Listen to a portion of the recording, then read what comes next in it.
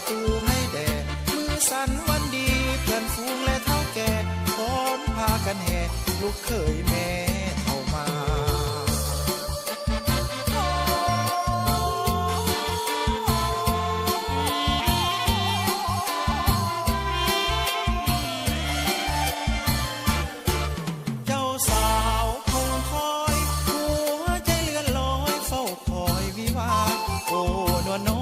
ประตูของข้าโอ้นวลน้องเปิดประตูของข้าเตรียมเข้าวิวาสมปรารถนาดังใจ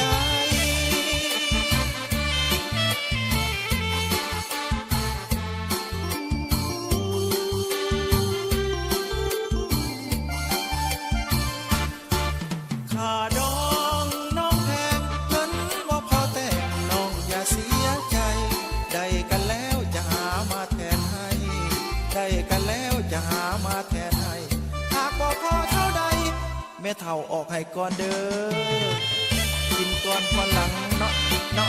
อีแม่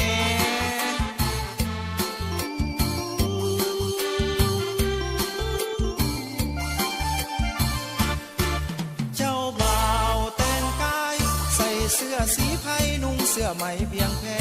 เจ้าสาววันนี้ใส่สุดสีใดแดเจ้าสาววันนี้ใส่สุดสีใดแดโอ้มาสมกันแท้ละเนอ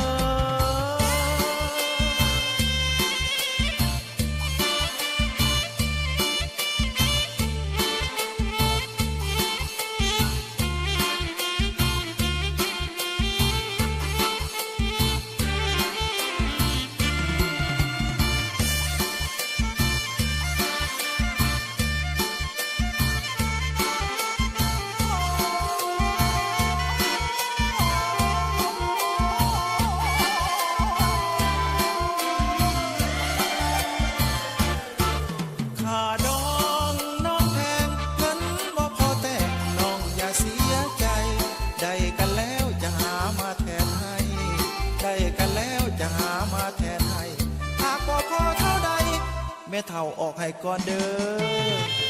กินก่อนหลังเนาะอีแม่